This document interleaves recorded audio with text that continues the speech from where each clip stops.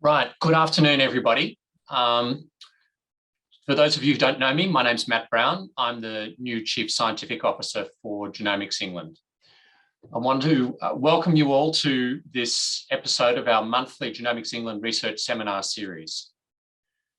Today, we've got two outstanding seminar speakers presenting about really learnings from our rare disease and cancer pilot programs, with Damian Smedley, who's going to speak about rare diseases, and Anna Schuh, who's going to present about chronic lymphocytic leukemia. These seminars showcase our data set, and so with that in mind, I'd just like to highlight that this is an open resource for the academic and commercial community. This slide shows how you go about getting access to it. We're very keen to reach out to UK and international researchers who might want to use this data. If you are interested in using the data or learning more about it, the email address down the bottom left of the screen is the right way to get in touch with us.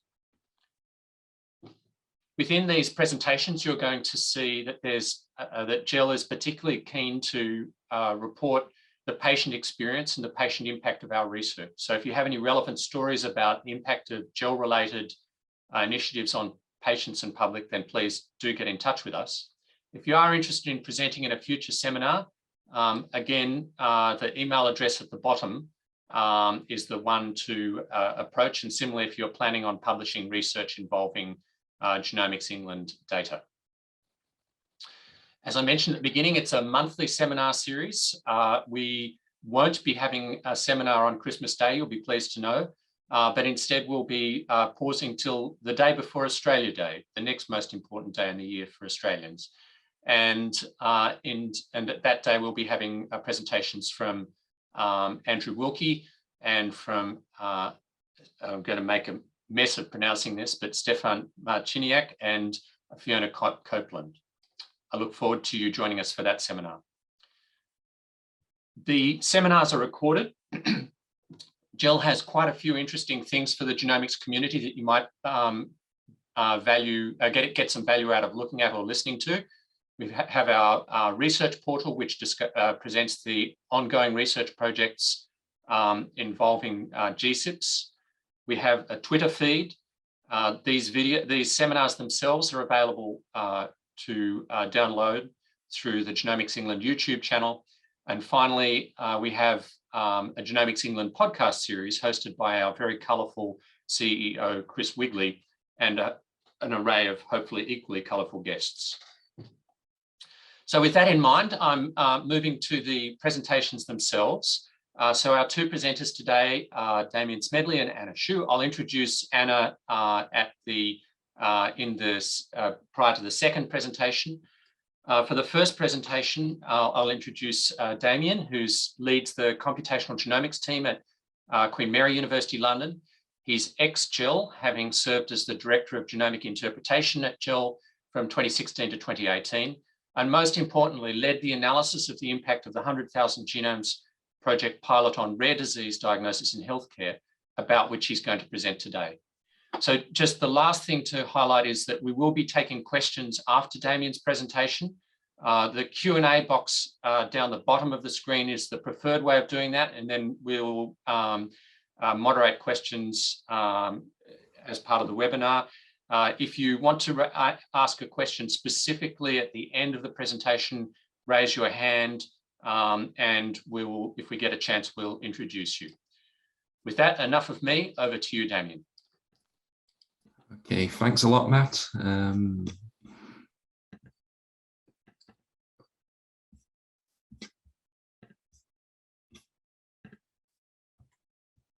Can everyone see the slides now?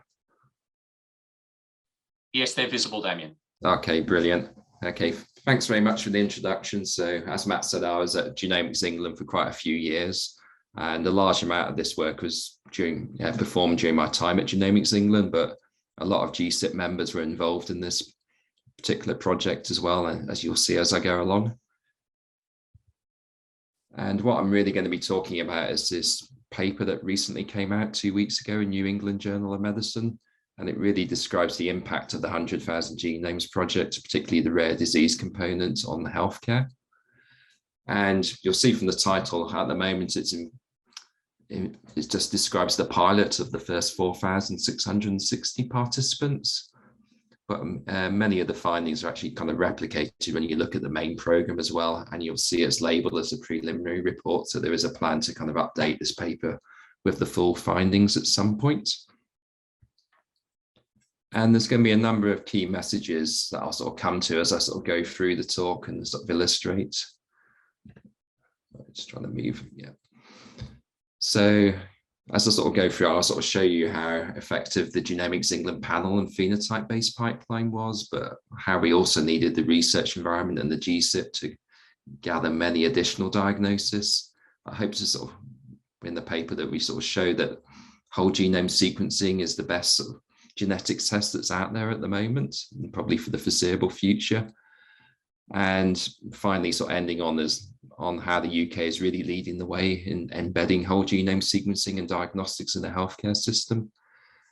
But what I'm going to start off with is some of the sort of unique features of the pilot and the 100,000 Genomes Project rare disease cohort. And one of these is that we really cover all types of rare disease. So like previous research-based studies, although they're at large scale, tended to focus on particular areas such as developmental disorders. And here in this project, as many of you know, we sort of took all comers from the NHS and tried to help as many people as possible, and also to assess whether whole genome sequencing was a good diagnostic test for each of these types of rare disease. And that's obviously informed on the genomic medicine service. So in terms of the pilot cohort, so these are the kind of overall numbers. So there was 2,183 probands, as well as affected and unaffected family members that we sequenced, and this took us up to 4,660 genomes in total. This ethnicity distribution was largely as you'd expect from the UK from the last census in 2011, and the same for the sex distribution. The only sort of outliers were sort of male pediatric probands, so there's slight enrichment for those, probably based on X-linked disease, and also a slight enrichment for pediatric South Asian probands, and this sort of correlates with reported consanguinity in some of these families. An unusual feature of this cohort compared to other rare disease sequencing projects is the large proportion of adult probands and late onset disease. So quite often this is more challenging to diagnose. And really the reason we've got so many adult probands in the pilot in particular is because those were the samples that were available when we started the 100,000 Genomes Project. I mean, I wasn't there at the beginning, but I think we pretty much ran around and said, who's got undiagnosed cases? Let's sequence them. And that kind of led to lots of adult probands. So these two bar charts show the percentage of cases that were diagnosed, sort of broken down by sort of various disease categories, as well as overall and by family size. So looking at the lower bar chart, first of all, so the first sort of striking finding is like how we sort of cover all aspects of rare disease in the 100,000 Genomes Project pilot. And you can see particular areas are fairly well represented. So the numbers in the white boxes are the number of probands that we analyze for each particular disease area. So you can see for intellectual disability and other neurological and neurodevelopmental disorders, we recruited a lot of cases, as you may expect. But there was also, a lot of eye cases, and unusually a lot of rare tumor syndromes. So 290 of these rare tumor syndromes. And the other striking aspect, if you look at the blue bars, so the blue bars represent the diagnostic yield in each of these disease areas, is how much it varies by disease area. So for areas such as hearing and eye and intellectual disability, the diagnostic yield is at 40% or higher, as you may expect from previous studies. But for those rare tumor syndromes, the diagnostic yield was actually down at 5%. And what this meant is overall, we ended up with a diagnostic yield of 25%, which is kind of respectable, but not at the 40% level you would expect if you only looked at intellectual disability cases. And we also show, again, this is not an unexpected finding, but if you sequence family members, such as the parents and the sort of trios, you can improve your chance of getting a diagnosis, obviously because you can sort of filter out many of the false positive variants. And finally, the clinical team at Genomics England classified each of the pilot cases into whether they were likely to have a monogenic disease cause or something a bit more complex, so multiple genes or incomplete penetrance. And you can see for those cases where it's a likely monogenic disease cause, the diagnostic yield is up at 35%.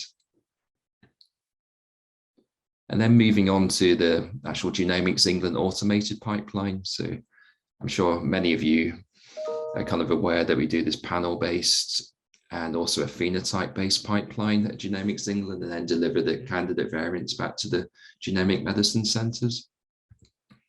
So I'll quickly go through this because lots of you know about the tiering pipeline. So this is a virtual panel pipeline.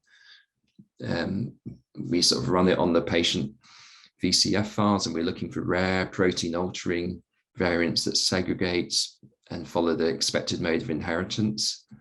And then for the variants that pass those filters, we ask, are they on a green gene on the panel app panel that's been applied to that participant? So panel app is a set of curated, expert curated using crowdsourcing of sort of genes associated with particular diseases. And then for each case, we can assign a panel for the recruited disease and also some additional panels if it looks sensible based on their phenotypes. So essentially, if the variant's in one of those panel genes and it's de novo and protein truncating, it's a tier 1, like the best possible candidates. If it's, say, a missense protein altering variant, it's tier 2. And if it passes the filters, but it's not on any of the panel genes, it's tier 3. And these are sort of, so the GMCs tended to review tier 1 and tier 2 first, and maybe look at the tier 3 candidates. And the other thing we did for each case is to collect really detailed clinical phenotype information. So a form was actually designed for each recruited disease category. So in this example for Alport syndrome, we asked the recruiting clinicians to record against each of these phenotypes represented using the human phenotype ontology, whether the patient has this phenotype or not, or whether it's just unknown. And they can obviously add additional HPO terms, additional phenotypes as they wish. So this is pretty successful. I mean, 128,000 positive and some 400,000 negative phenotype terms were collected. And this is a huge effort, like 1,000 plus contributing clinicians, and a median of 4 positive and 4 negative HPO terms collected per case. And the reason why these HPO terms are really useful is, first of all, they allowed us to add additional panels from panel app to each case. So quite often the diagnosis was found in these additional panels. But also they allowed us to do use other sort of computational techniques such as Examizer. So Examizer is a software framework developed by my team in collaboration with Peter Robinson's team at the Jackson Laboratory. And this is Jules over here on the left of my team, who's the main developer of Examizer. And what Examizer does is, on the left, it does a very similar thing to the tiering pipeline. It's looking for rare protein coding variants that sort of segregate with the family. But on the right, it compares those patient phenotypes, those HPO terms we've collected for each case, against reference knowledge that we know about each human disease gene, or from model organisms, or even from protein-protein interaction data. And it gathers this all together and puts a final score on like how likely the variant is to be in a gene that sort of phenotypically fits the patient's phenotypes, and also like how pathogenic that variant really looks. So when we put all this together, so this is the results from the pilot looking at all the SMV and indel diagnosis that we came across. So when you look at how many we can recall just in the single disease panel from panel app, so 54% of those SMV diagnoses were recalled just using the disease panel. So moving out to all the applied panels, so this is where we can use these additional HPO terms to add extra panels. This is pretty effective now. So 77% of the diagnoses were automatically detected. And in orange, we've shown the positive predictive value. So this is what proportion of variants returned to the GMCs actually ended up being a diagnosis. So this is pretty good. So 15% of them actually ended up being the diagnosis. So it's pretty precise. And then next to the panel results, you see the results of Examizer. So looking at the top Examizer hit was fairly similar performance. So 77% of the diagnosis automatically was called as the top hit. and the precision is pretty similar to the panels. But you can also go out and look at the sort of top 3 or the top 5 ranked Examizer candidates to increase your detection automatically to 88% of those known diagnoses. And the nice thing is the panel-based and Examizer pipeline are quite complementary. So putting them together, you get up to 92% of diagnosis automatically recalled.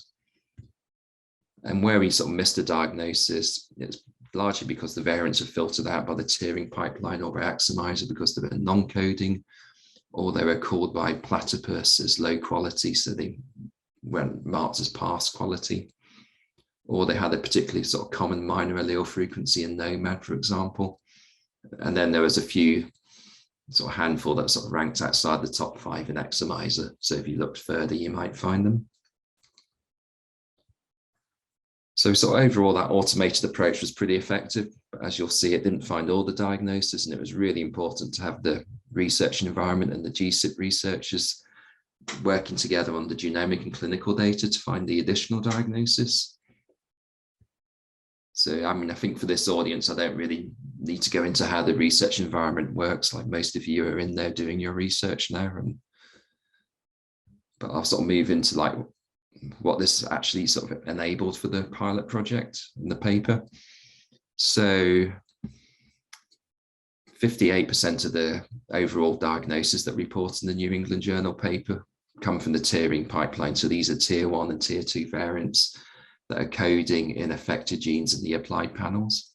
A further 29% are also coding SNVs in known disease genes, but these are outside the panel. So these were found by either Examizer or by manual review by the diagnostic labs or the decision support companies. So there's clinical geneticists in the diagnostic labs or the companies that have sort of reviewed all those tier 3 variants. And there was some research analysis performed by GSIP researchers looking at constrained coding regions, for instance, or Patrick Chinnery's team in Cambridge developed a pipeline for looking at heteroplasmy in the mitochondrial genome to find some more diagnosis. And then a further 4% of diagnosis came from non-coding SNVs and indels. So this is really where the whole genome helps. And this is either from Manchester or Moorfields looking in great detail at the retinal disorder cases, looking for promoter, UTR, and intronic variants that were the cause and then validating those. And then there are some that Examizer highlighted as it kind of whitelists all ClinVar variants. And there are some known pathogenic non-coding variants in ClinVar that are high quality. And then the final 9% of diagnosis were sort of structural variants and short tandem repeat expansions. So the short tandem repeat expansions were identified using Expansion Hunter. And then for the structural variants, a novel random forest method was used to sort of clean up the quality of the Manta and Canvas calls to identify the really high quality calls. Because sometimes with short read Illumina sequencing, you get a lot of Manta and Canvas calls and they're not all going to be positive. And then we looked at the ones that were high quality flagged by this method and in the disease panel genes, and then they were all manually reviewed. And this led to these additional 9% of diagnosis.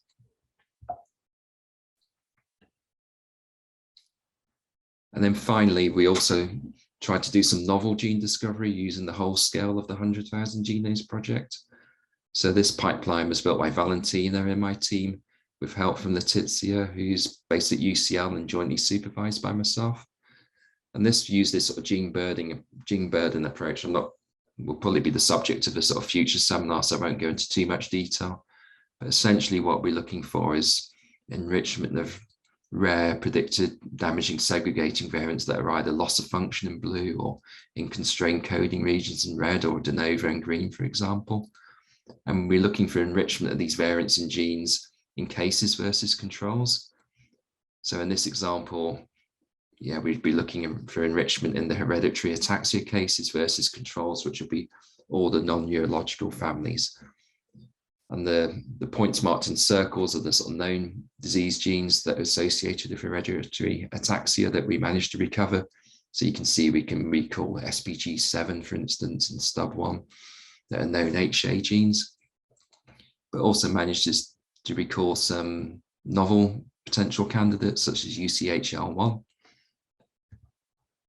And by running this pipeline and accounting for the false discovery rate, we managed to identify 828 different associations at a false discovery rate of 0.1, which is obviously quite a lot. 579 of these are potentially novel, so they're not previously described in the literature or OMIM. And then in the paper, we tried to sort of triage them into the most likely sort of fully penetrant Mendelian disease genes. And we describe these in a bit more detail in the paper. So in this sort of triaging, we try to be quite conservative. So we want all the case variants to be completely absent or extremely rare in controls and NOMAD. We want them to come from at least 3 unsolved independent cases, or there to be some additional functional evidence, model organisms, or protein-protein interaction data. And if they're dominant, we want the sort of NOMAD loss of function constraint scores to support that candidate. So we sort of put those 22 together in the paper, and actually 3 of them have already been confirmed in independent publications since we put the table together. And obviously for the rest of the candidates, we're trying to collect further cases using GeneMatcher and perform functional validation. So just to go into those 3 that have been confirmed already. So we managed to actually publish the 100,000 Genomes Project examples for this hereditary spastic paraplegia in the UBAP1 gene. So this is quite a striking candidate when we ran the analysis, because there was rare segregating loss of function variants in 5 out of 417 HSP cases versus only 3 out of some 16,500 controls from the whole project. All the case variants are completely absent from the controls and NOMAD, and then the NOMAD predicted loss of function observed expected ratio is only 0.12, so that kind of supports it being a dominant disease gene. And it was really a high-ranking Examizer candidate as well, based on strong protein-protein interaction data with VPS37A, which is another spastic paraplegia gene. So pretty much the same month we discovered this paper came out in the American Journal of Human Genetics, actually confirming the same finding. So it was kind of bad news, but reassuring. And similar findings have been published the last since we did our burden testing, confirming that FOXJ1 was associated with non-CF bronchiostasis, and SORD was involved in Charcot-Marie tooth disease. So I won't go into the detail on these because I think we're running a little bit short of time. So another key message, and this is a bit harder to demonstrate, it's not as clear cut as you may think, is that whole genome sequencing is a kind of better technology than whole exome sequencing and older technologies for doing kind of genetic testing and diagnostics. So the first part of the evidence we show in the paper is for some of the pilot samples, we had prior data on whether genetic testing had been run before or not. So this is available for 1,177 of the families. And for 641, we knew some sort of prior genetic testing had been run, and obviously no diagnosis had been found. And then, so for those 641, we did manage to find a diagnosis for 30% of the cases. So that's an uplift of diagnostic yield of 30%.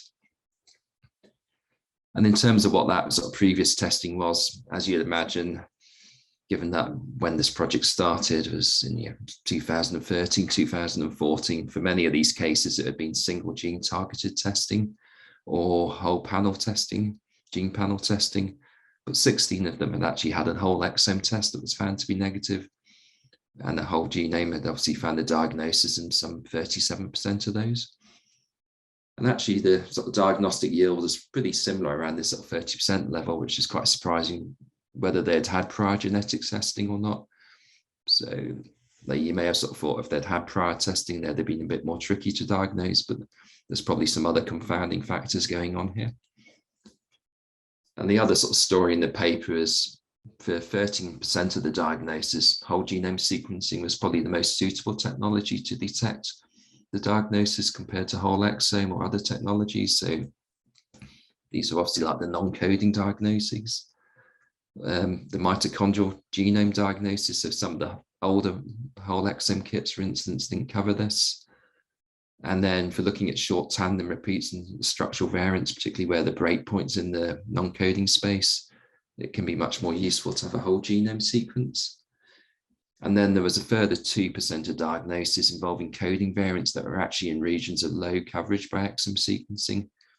So these were regions where the coverage is smaller than less than 10 times medium coverage when you look at NOMAD and DDD data. So there's a sort of chance that a whole exome sequence would miss this diagnosis. And then finally, to sort of end up with on some of the impacts that this sort of study has had. So, I mean, I think sort of taking a really high level picture. So, I mean, obviously this study involved lots and lots of people and lots of work, and it was like an incredibly sort of painful journey to actually get this published in the end. But actually looking back, it's less than 20 years since the Human Genome Project was, and that's the first sort of partially complete genome, and this cost $3 billion. It took 13 years, and it's kind of now amazing that we're in this position that for a few £100 per genome, we can sequence a patient's genome and report a positive diagnosis in some 20 to 25% of cases. So this is incredible progress, really, when you think about it in 20 years. And one of the nice things when we actually published the paper, as well as actually scientifically seeing that paper come out in New England Journal, was all the positive coverage that came out in the national press. So there was nice articles in The Guardian and the FT and the Times, the examples I can think about. And this article in the BBC News website. So at some point, this was in the sort of top 10 most read articles for that day, which is quite surreal for a scientific study that I've been involved in. And they sort of, the BBC article really focused on some of the patient stories, which is really nice. So they focused on this patient story of Leslie and his daughter Terry Headley, and they received a diagnosis for their inherited kidney condition of a mutation in INF2. So I think Leslie's father, uncle and brother had all died from this kidney condition. He's had 2 kidney transplants and obviously passed on the condition to his daughter, and now he had a sort of 15-year-old granddaughter at the time who was obviously having medical surveillance and was quite worried they were going to have the same debilitating kidney condition. And one of the nice things after the diagnosis that they could quickly test the granddaughter and actually show she hadn't inherited this condition. And then just to talk about some of the other case stories that we talk about in the paper. So one was a novel CHM promoter variant that we managed to sort of show there was a loss of gene expression. This was the cause of this choroideremia in the 36-year-old man. And this made the man eligible for a gene replacement trial, which is a good outcome. Another sort of more tragic story. So this male baby sort of died at 4 months of age with a severe infection and transient neurological symptoms. But after the baby died, there was actually a diagnosis achieved of a homozygous frameshift variant in TCN2 causing the transcobalamin deficiency. And what this enabled the team in Newcastle to do was to do predictive testing when a younger brother was born. So to sadly show there was a positive diagnosis in the younger brother, but because this was done within 1 week after birth, weekly injections were able to be administered, which are hopefully going to have a positive outcome. And then the final story, there was a 10-year-old girl admitted to the ICU with life-threatening chickenpox. So she had undergone this sort of dreadful diagnostic odyssey over a period of 7 years, and this had cost some £356,000, 307 separate episodes in hospital. And obviously, once she was admitted to the ICU, the program was able to diagnose her with a CTPS1 deficiency quite rapidly due to a homozygous known pathogenic splice acceptor variant. And this led to a curative bone marrow transplant and predictive testing in their siblings, showing that no additional family members were at risk. So again, this is a sort of good outcome for the family. And in terms of overall numbers for the clinical utility, so obviously for the families, one of the big things is ending that diagnostic odyssey. And previously for these pilot members, they're taking the median of 6 years, 75 months from looking at the hospital episode statistics to achieve a diagnosis. 68 appointments at hospital from the first specialist appointment to a diagnosis have been undergone, and this in total for the whole pilot, this is 183,000 different episodes, and this cost £87 million. And I know a lot of the press coverage was about the cost and potential cost savings. So this is ongoing analysis. It's obviously quite challenging to calculate exactly how much money could possibly be saved by an earlier diagnosis, but people are working on those challenges. And when we sort of close a case, the genomic medicine centers fill in an exit questionnaire, as many of you know, and the clinical utility at this sort of time of diagnosis. So for 24% of them, there was some immediate clinical utility, and only in 0.2% was it recorded as no benefit. And as you'd expect at this early stage, when the diagnosis has just been achieved, there's unknown utility in 76%. But where there was immediate utility for 4 of these cases, there was a change in medication suggested. 20 where there was additional surveillance suggested for the proband and relatives. 13 probands were eligible for clinical trials based on the diagnosis. And the biggest sort of change was, 52 of the diagnosis really informed on future reproductive choices. So, for instance, we could show it was a de novo variant, meaning there was very little danger of the parents having sort of future children and their sort of child suffering from the same condition. And obviously one outcome, so the genomic medicine service is now up and running with a sort of plan to sequence 500,000 whole genomes in the NHS over the next few years. And the results from the pilots and from the 100,000 Genomes Project main program, obviously the rare disease categories that have got high diagnostic yield, that sort of data is sort of fed into which tests go into the test directory with a whole genome sequence recommended. So that's been a positive benefit. And with that, I just wanted to sort of thank all the people that have been involved. So in terms of the study, there was like 200 plus authors.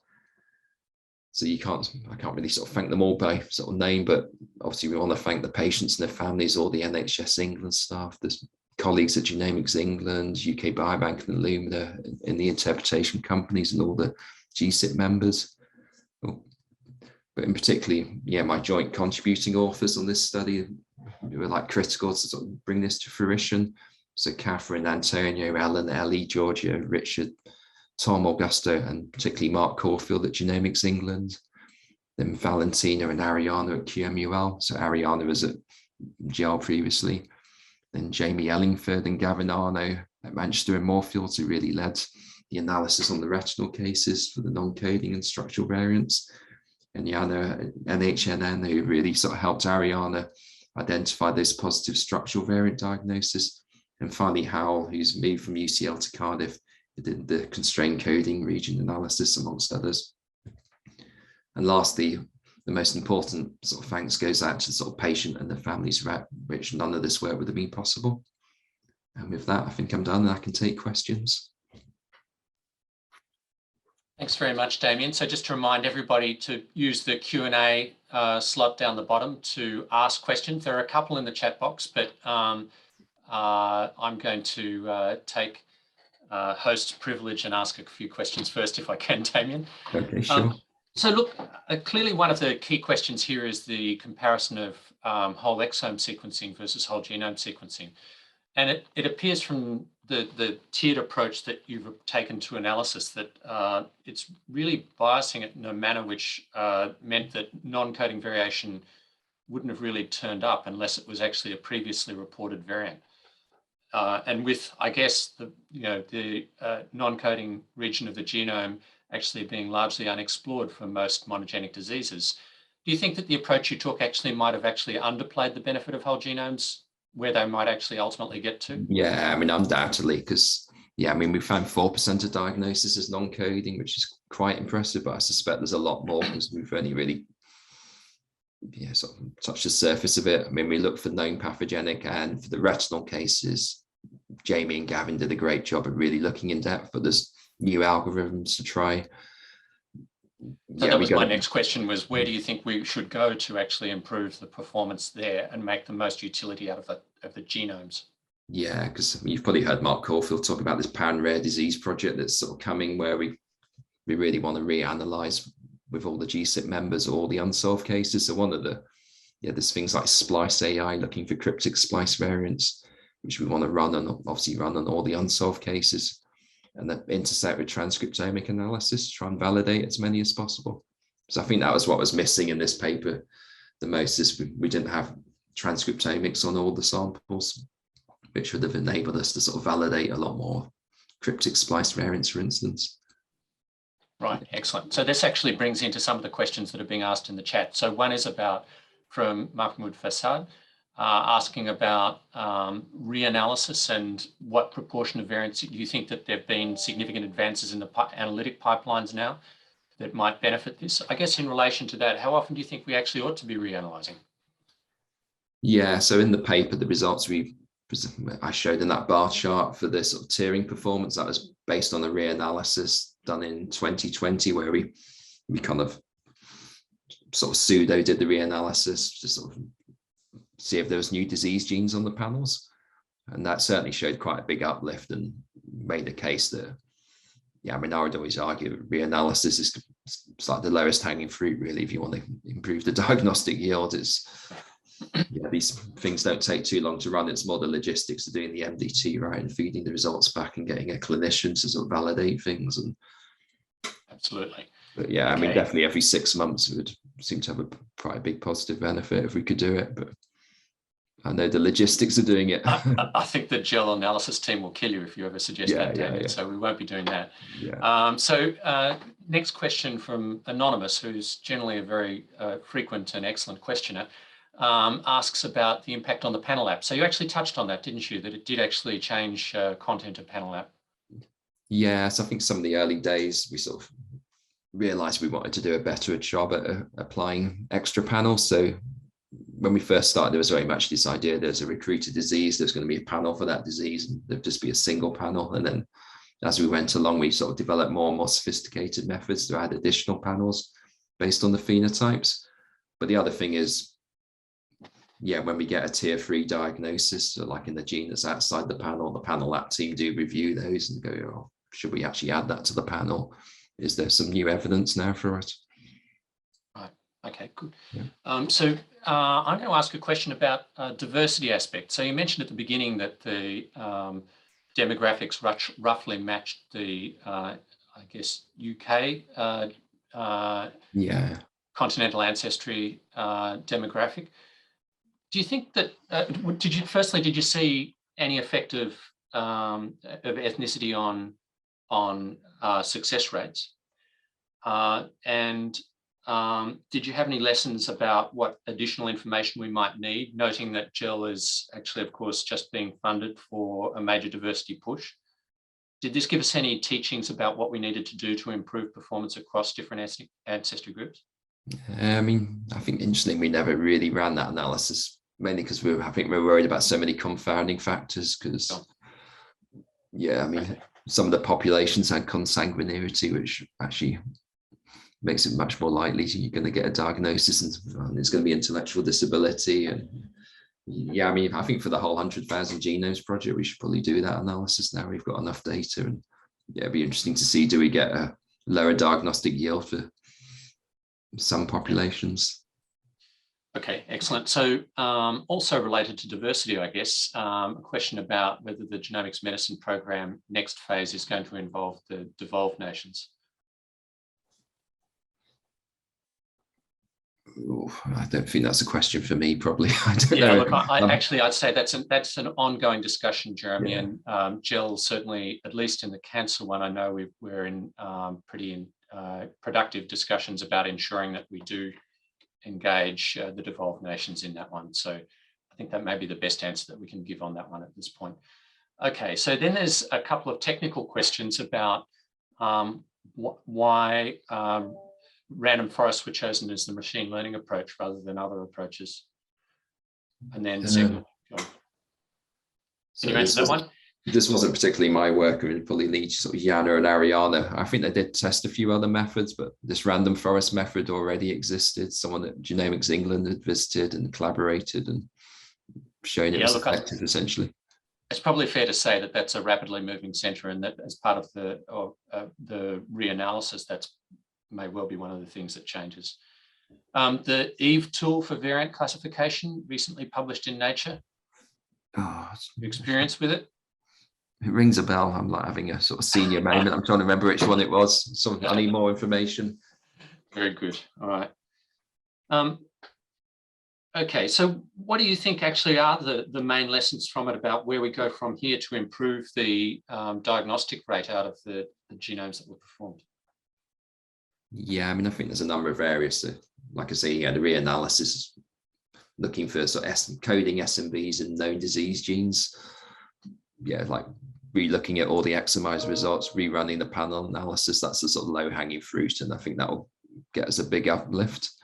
But then we need to get better at looking for the non-coding and structural diagnosis as well. So, I mean, I know there's various GSIP research projects out there looking at this. We've got the transcriptomics data hopefully arriving soon that are hopefully a big shift in helping us identify cryptic splice and other non-coding variants. Okay. Deborah Morris-Rosendahl asks a really good question about whether you actually should be going further down the Examizer list to consider results.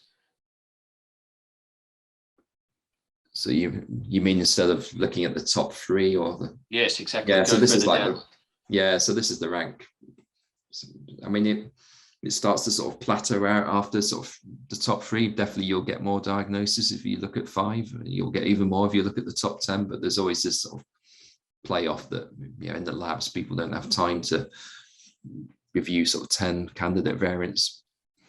So yeah, I think when we gave the advice, sort of top 3 was the sort of best playoff between, if you want to calculate an F score and the precision and recall, top 3 was best, but definitely you'll get a few more if you go out to the top 5. Right, so, okay, there's some technical ones. So first one, I'm going to ask Obed Brew about the control group used for your gene burden testing analysis. Yeah, so this gets a little bit technical, but when we recruited people to the sort of rare disease part of the project, they were given the recruited disease category, such as, say, intellectual disability, but there was like a hierarchy. So that was actually sort of got classified as a neurological disease. So essentially what we do is, if we're analyzing intellectual disability cases, we take our controls from all cases that are not part of that higher level category, so non-neurological. Okay, excellent. Then the question is, what platform did you use for the variant calling analysis? So that was within GEL's research environment platform, wasn't it? Yeah, I mean, I just took the bioinformatics team, the main sort of GEL platypus variant calls. So these are the ones that are used for the tiering pipeline. We run Examizer on those. All the analysis is done on those platypus variant calls, but obviously that's moving to Dragon now. So yeah. Okay. All right. So then there's a question again from Anonymous about the tiering approach and how the NHS is going to manage whole genome sequencing. Do you think that this is actually something that's that basically going back and reanalyzing the data is something best managed by NHS centrally, or left to caring physicians or to the GLHs? How do you think that should operate? I guess they're sort of getting at who should push the button for the reanalysis, right? And whether it should be controlled by Genomics England, or like you should have a tool where a clinician can click reanalysis. Yeah. My suspicion is this is something that's going to be best done through a really organized and coordinated approach, starting with the basic analysis through GEL's analysis pipelines, and then feeding out from there. Yeah, so you'd want to like release all the panels, be really sure about them, and then once you're sure about that, trigger all the reanalysis, I'd imagine. Yeah. Okay. Look, we're actually getting to the end of your slot now, Damian, but I don't know whether you may be happy to just type some answers to the ones that are sure, yeah, that are going on. If I could just let you go then by thanking you very much for that excellent presentation and for the answers to the question. That was really thanks so much. Thanks for all the good questions. Okay, all right, thank you then. In which case we'll move on to our second presenter, Anna Schuh, who's clinically and academically born and bred in Oxford. She has an extensive clinical and research interest in chronic lymphocytic leukemia and in liquid biopsies in circulating tumour DNA, and also in genomics in sub-Saharan Africa. I could chew up all of the presentation time with background, but I think it would be more interesting to move directly to Anna's presentation, which is about, as per the slide, the non-coding landscape of chronic lymphocytic leukemia and its association with clinical outcome. Over to you with Anna. Yeah, thank you very much, Matt, for the kind introduction, and thanks for giving me the opportunity to present our data that is still not published, but hopefully soon. It's under review at the moment. Before I dive into chronic lymphocytic leukemia, I just want to remind everybody on the call that the CLL part of the work is part of the hematological malignancy GSIP. We do have a very engaged patient representative, and we have worked right from the outset very closely with the NCRI working groups, both the lymphoma group and the liquid hematology malignancy group. We have also already very much at the beginning of the program achieved that there was an agreement in principle to perform whole genome sequencing on all acute leukemias, both adult and pediatric, and then also on other pediatric hematological malignancies. Whereas the any of the other malignancies would be dealt with by non-whole genome sequencing genomic testing as part of the National Cancer Test Directory. And the rationale for this was that the whole genome sequencing compared to the conventional multimodality testing in the acute leukemias was already cost effective. So that was a money argument. And then additionally, since then, and I won't go into this because I won't have time and I'm just focusing on CLL today, the data from the ALL studies in particular, and also some of the MPD studies have shown that there are additional cryptic genomic abnormalities that can be revealed by whole genome sequencing, but not by any of the conventional technologies. And overall, that probably accounts for 20% of patients, and these cryptic abnormalities are of clinical relevance. So really, what I want to introduce here is the concept of the increase in precision that we can achieve with whole genome sequencing if patients are correctly risk stratified according to their risk profile. And that's something that is very specific to cancer. So off now to chronic lymphocytic leukemia. So this was really also our aim really at the outset, is to demonstrate or to evaluate whether whole genome sequencing would improve precision prediction in CLL. So CLL is a model of a slowly progressing, unfortunately still incurable condition. It's the most common leukemia in the adults, mainly presenting in patients over the age of 65. Patients, it's a cancer of the immune system. So it basically means that patients have immune deficiency. And in fact, at the moment, because of the pandemic, they've been shielding for the past 2 years. And it's quite horrific to see how this pandemic has had a very negative impact on their quality of life because the vaccines don't work in those patients. 2/3 of people will never require any treatment per se, and they're on active surveillance. And then, but for those who do need treatment, CLL is largely incurable despite new therapies. And still a proportion of people die of disease because of therapy resistance. The disease causes chronic relapsing, and what I want to highlight here is that there's also a precursor phase. So everybody who's eventually diagnosed with an incurable condition actually initially presents to the health system with a precursor phase that is currently not really sufficiently followed up by the NHS. So the first disclaimer, however, is that the CLL biology is really driven by the composite of microenvironment, DNA mutations, and also the cell of origin, and epigenetic changes that are, or epigenetic features that really make up and define the cell of origin, which is a mature B cell. So it's not all about genetics in CLL, and the targeted therapies have very much proven that point, because they're highly effective and they target the stromal interactions between the microenvironment and the CLL cells. The coding landscape of CLL has been really well described, and there have been a number of publications in the past, primarily using whole exome sequencing, and they identified a range of different mutations.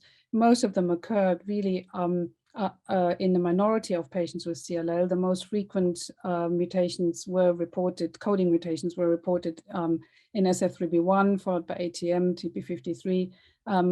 And they really depend also on the disease stage. So the mutation incidence, if you like, of the recurrent mutation is really dependent on whether a patient is in this precursor phase or in a treatment naive, in an active surveillance phase, or whether this is a patient who has multiply relapsed already.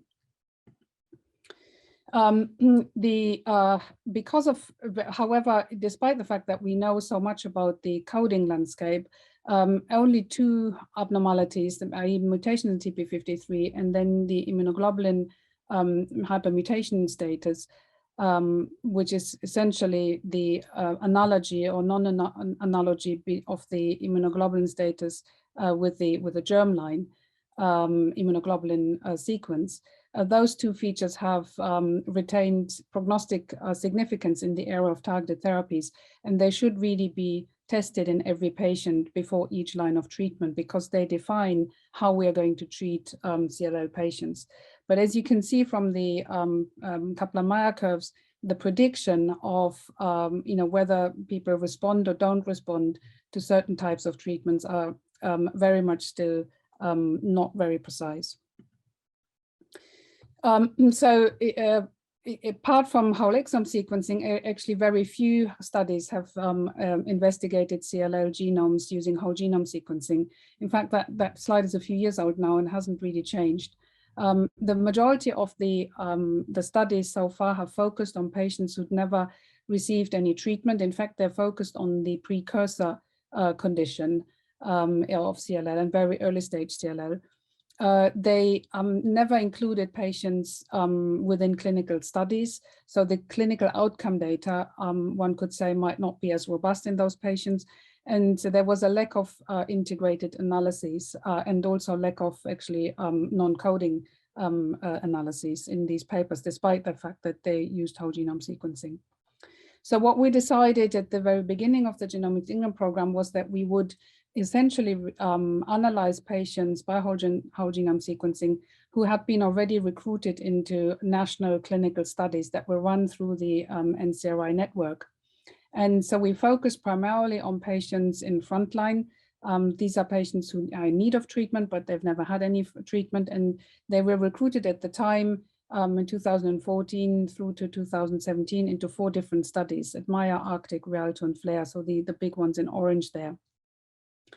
The beauty of this was that we would have the clinical outcome data available in the clinical trial database that is held by the Leeds CTIU, and I'm very grateful for their support over the years. So to cut straight to the chase, what we found in those almost 500 people is that we identified 25 novel coding drivers and also a number of novel recurrent translocations. So all the ones that you see there with the yellow dots are novel. The blue ones are the ones that that other people had previously seen in the exon. In particular, I want to highlight mutations in IRF2BP2 in 5.8% of people. These are mutations that have not been described, and it's a combination of deletions and SNVs. This gene is involved in immature B-cell differentiation and also in a familial form of common variable immune deficiency disorder. And then we were able to review a large number of recurrent translocations. They all recurred low frequency, but this is a novel finding in the sense that previously CLL was not thought to be very much affected by translocations at all. The most common translocation partner was WDHD1, which is involved in DNA repair, and then BCL2, followed by BCL2. So why do we think we identified those novel drivers? Probably because of the relatively large size of our cohort. The particular disease stage of CLL that, as I said at the beginning, had not been analyzed by whole genome sequencing. We then obviously used whole genome sequencing libraries and not the pull down approaches that are used by whole exome sequencing. And there are examples where mutations are being missed by whole exome sequencing. And then also the probably differences in the bioinformatics that we used. So how about the non-coding landscape? So obviously there was a large number of non-coding mutations, and we had to start to make sense out of what was going on. So we're very fortunate that we could collaborate with a group in Barcelona who'd been involved on the Blueprint program, and they had they generated both ATAC-seq and ChIP-seq data on primary CLL cells.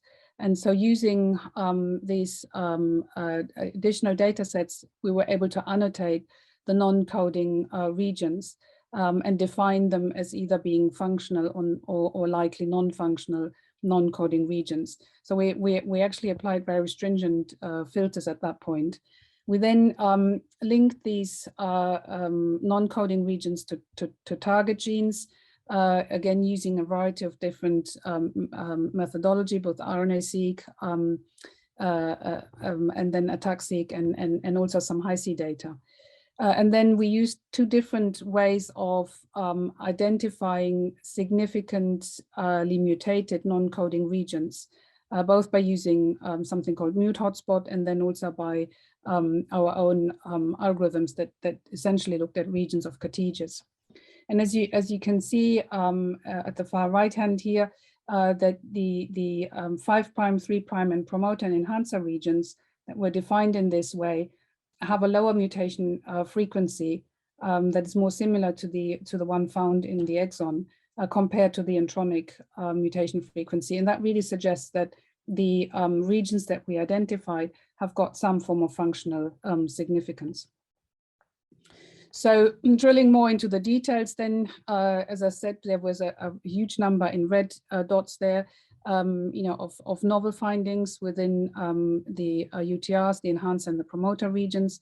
The vast majority of the target genes that we identified that belong to these promoters or enhancers were genes involved in immune regulation or hemopoiesis. And for those of you who are involved with B-cell genomics, actually a lot of these mutations were not caused by either AID or APOBEC signatures, but by others, as in blue here. But even those, we included the mutations caused by AID or APOBEC also in the analysis.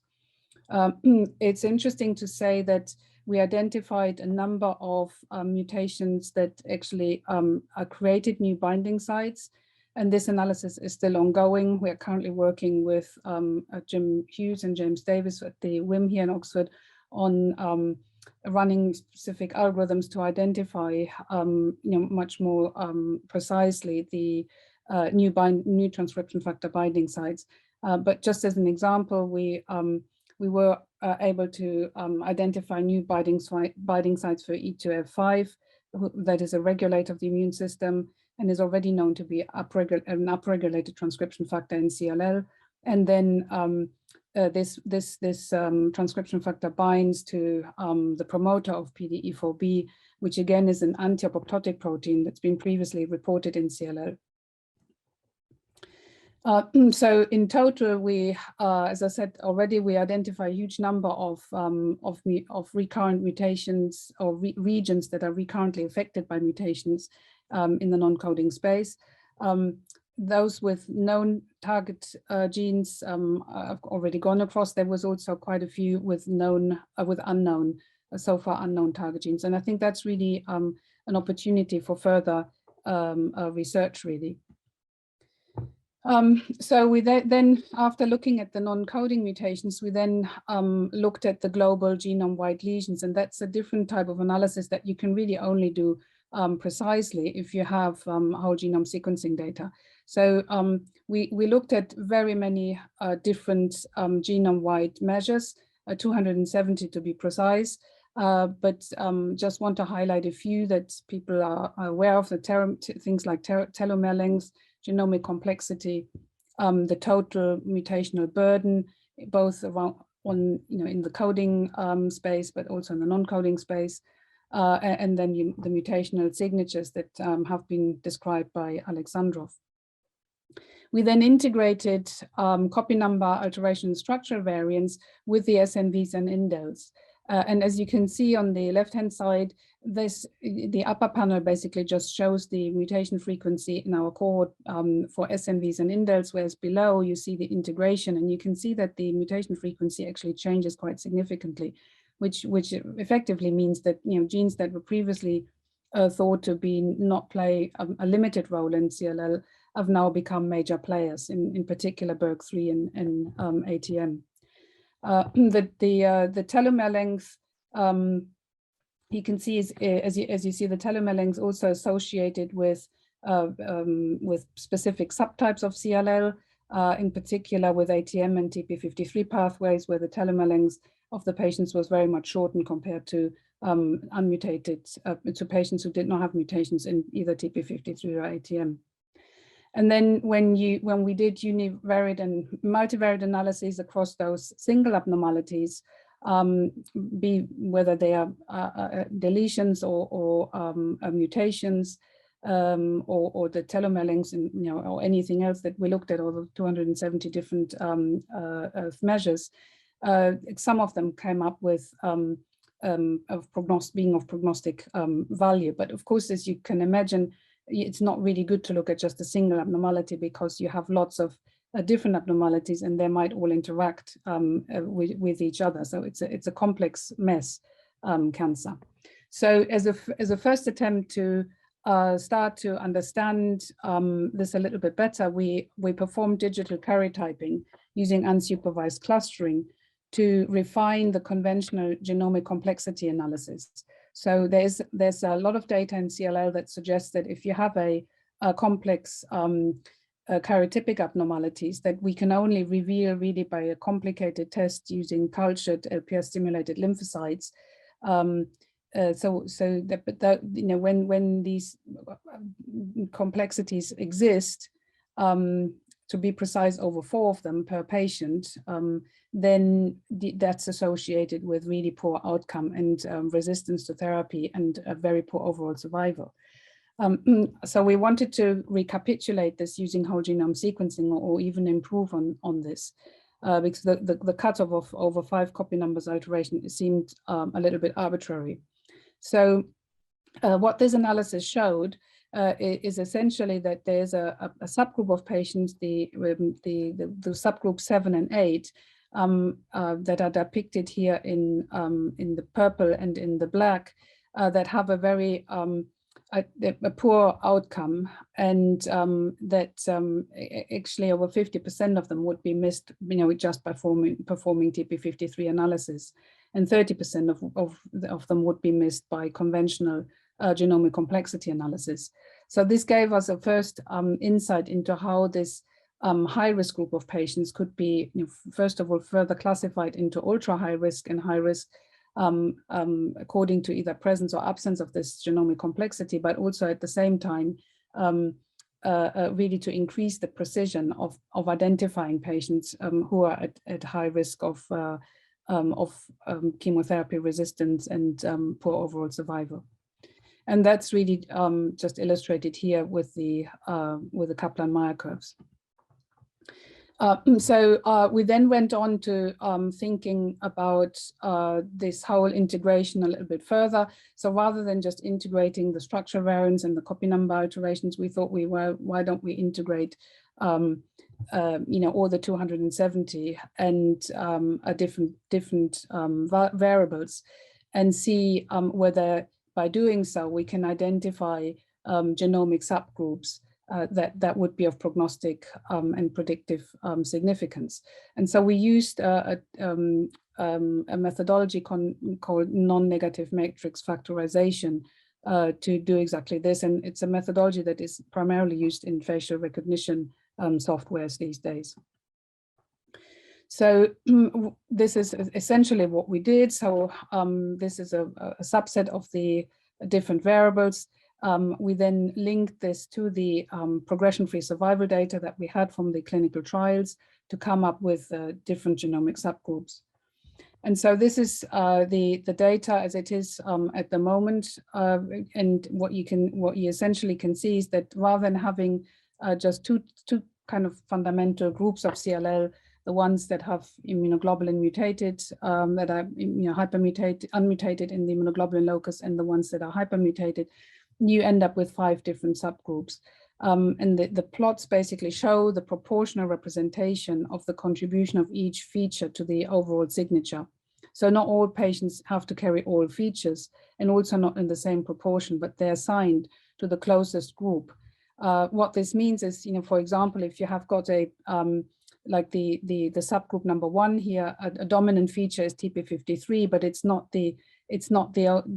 doesn't mean that TP53 has to be present in all of the patients who are grouped into this group. They could also be having a complex genomics abnormalities, or they could have driver mutations in the MAP kinase pathway, or other mutations in other genes that are important in the TP53 pathway. Very different from that is a group of patients with predominantly mutations in ATM and BERG3. But again, they don't have to have these mutations. They can also have any one of the other mutations, and so on and so on. So we came up with those 5 different groups of people, and you can see that they are that they have very different outcomes. In particular, I want to highlight the outcomes of the good risk patients this time, which are plateau here. And about 80% of these patients are 85% of these patients are functionally cured, because you can see the plateau.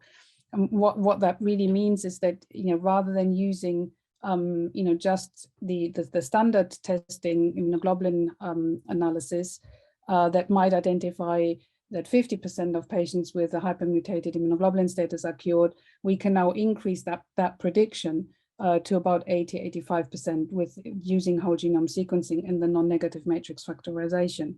And the same applies for the ultra high risk groups, where again we can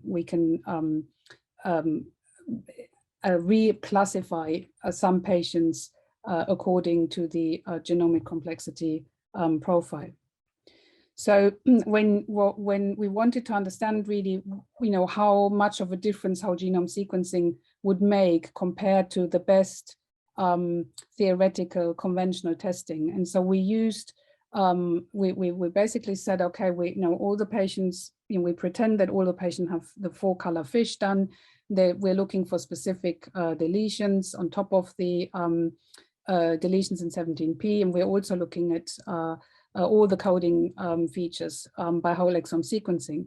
And essentially, when we do this, you come up with a picture that looks like this, so very much depleted, and is a lot more difficult to understand what's going on.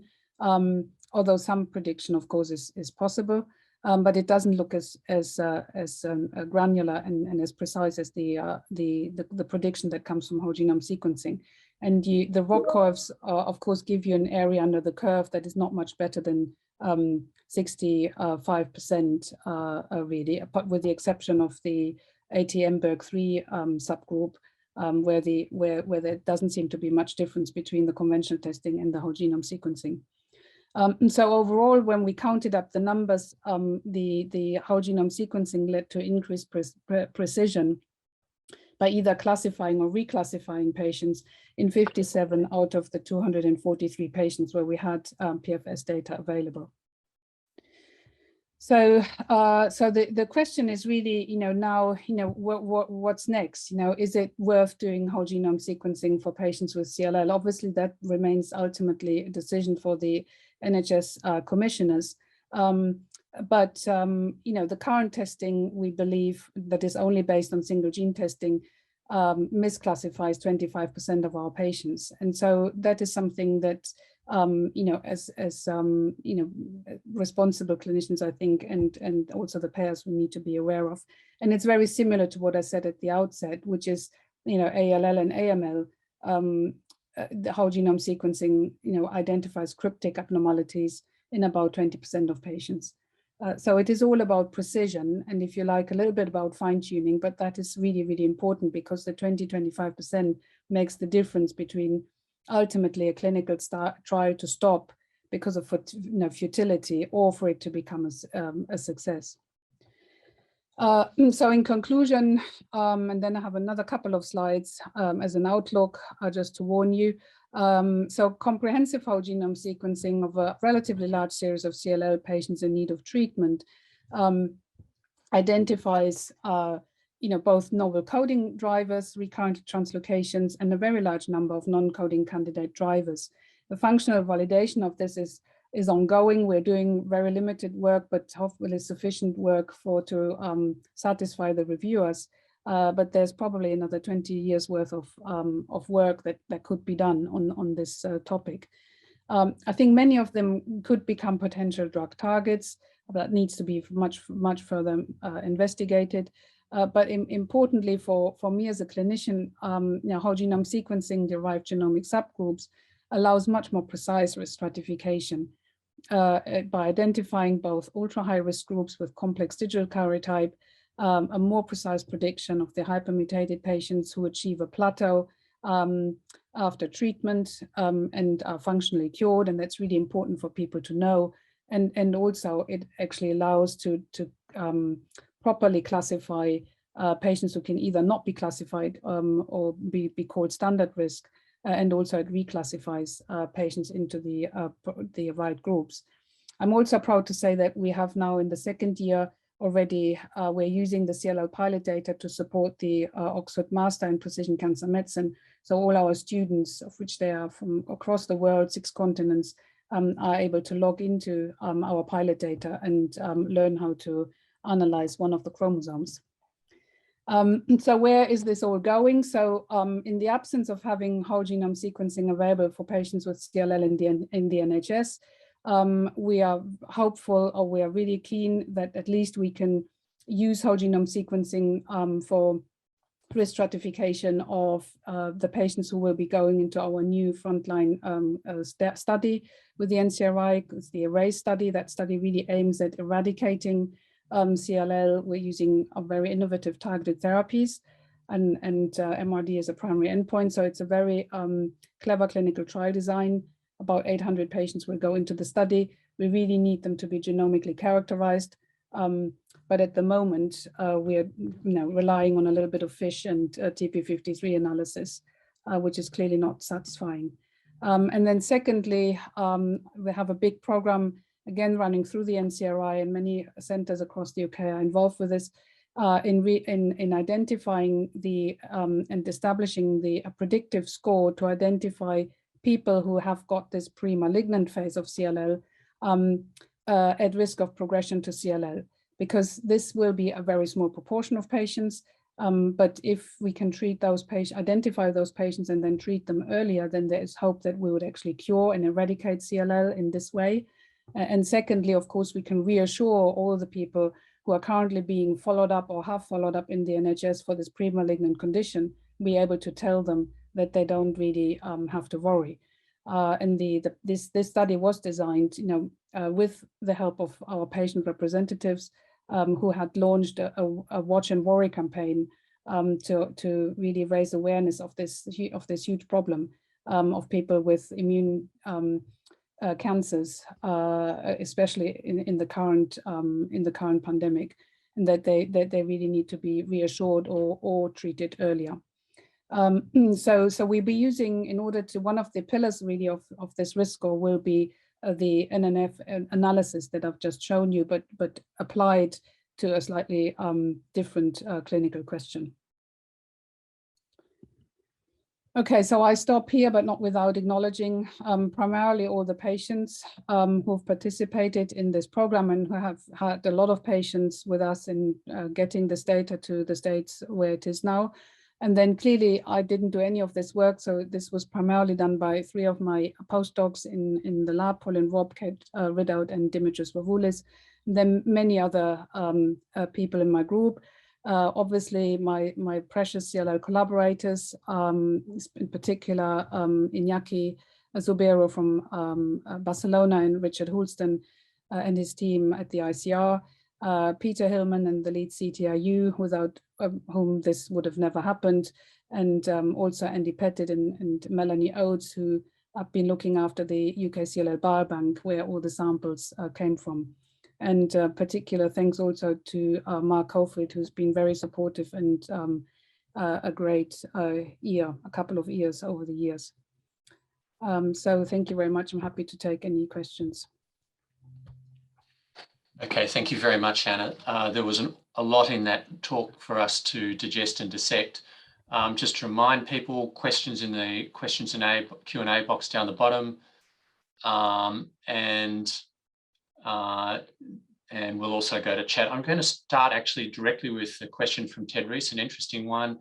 Has analysis of the potential cost savings for more targeted treatment versus extra cost of whole genome sequencing been made? I guess the question is, can you actually target treatment better with whole genome sequencing?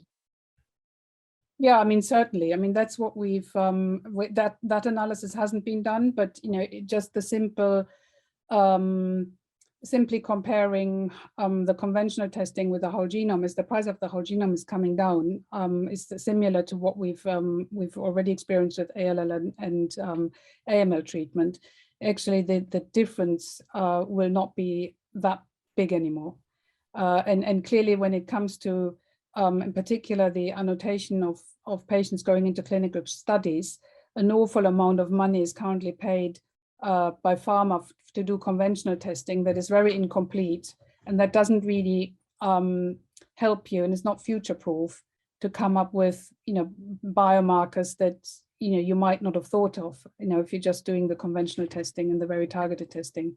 So I think the model I can see, I've always thought, you know, would be going forward would be basically that there would be matched funding, whereby, you know, anybody running a clinical study would provide the equivalent sum of money required for the conventional testing, and then you know, the NHS would or you know, or Genomics England, whoever is the funder at that point, Life Science Strategy, would put up the other 50% of the funding, and that would fund all the whole genomes on all the clinical trial patients. So how much is the cost of conventional testing? I'm presuming conventional testing is FISH, hypermutated Ig, and, yeah, I mean, if you're for clinical trial patients, you need to do four color FISH, and you need to do the TP53 by NGS.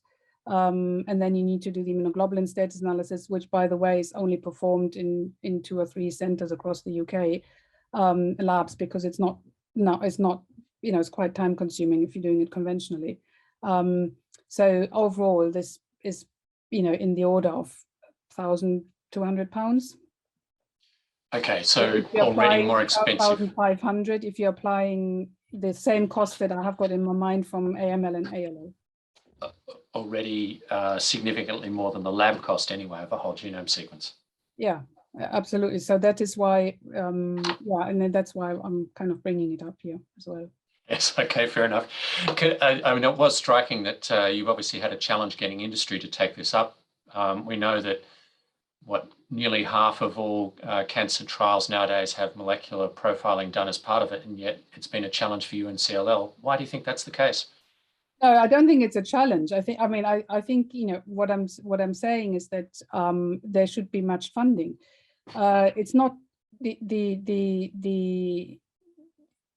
and it's not true that that whole genome sequencing is funded by pharma. I think, generally speaking, they fund what they want to fund, and they might be doing whole genome sequencing, you know, behind closed doors in their own corner. But if you're having investigator-led studies, like the studies that are running through the NCRI, I think a model of matched funding is an appropriate model. I mean, they might fund, you know, pharma might fund, you know, all the whole genomes, but I think they need to also see, you know, the value of that.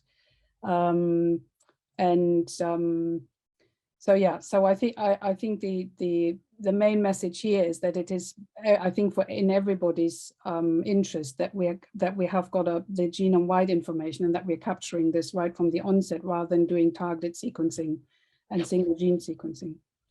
So did you get any handle from, you mentioned during your presentation that you were looking at the utility of the whole genome sequencing for those who are likely to transform into lymphoma. Did you get any handle on treatment response? Did you have patients who were actually treated, say, for example, with your BTK inhibitors or anything else that the whole genome sequence actually provided you with some predictive information about likely response? Yeah, so the data I showed is data on chemoimmunotherapy, because the studies, of course, are historical and you have to wait some time. But we have in the FLAIR study, the PFS data from the clinical study will be presented this year at ASH, which is this coming week, for the first ibrutinib treated patients. And so a proportion of those patients have also been part of the CLL pilot. So we will be able to look at that when the PFS data of the targeted patients come through.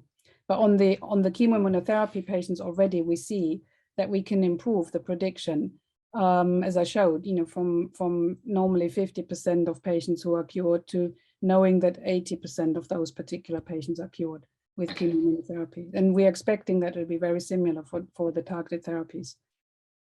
All right. I asked a question from Damian about diversity. So I understand that CLL actually does have ethnic or differences in frequency in different ethnic populations.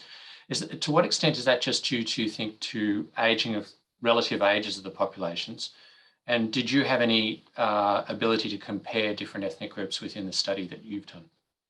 Yeah, it's an interesting question. The short answer is no, we haven't looked at that, because we obviously focused on sequencing patients recruited into the studies, and there's already a bias when it comes to clinical trials that you're recruiting more predominantly Caucasians. There is the idea that CLL is very rare in Asians, and that it's common, or different type of CLL might be common in Africans.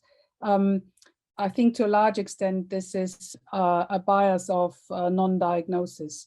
But we know from the Chinese data now that is coming, that's actually been published this year, that the age of diagnosis in the Chinese population gets younger and younger, and that actually it is more common than originally thought. So I think there's a lot more needs to be done. On the other hand, there's some data that suggests that CLL is also driven by chronic immune stimulation, maybe because of malaria or other tropical diseases.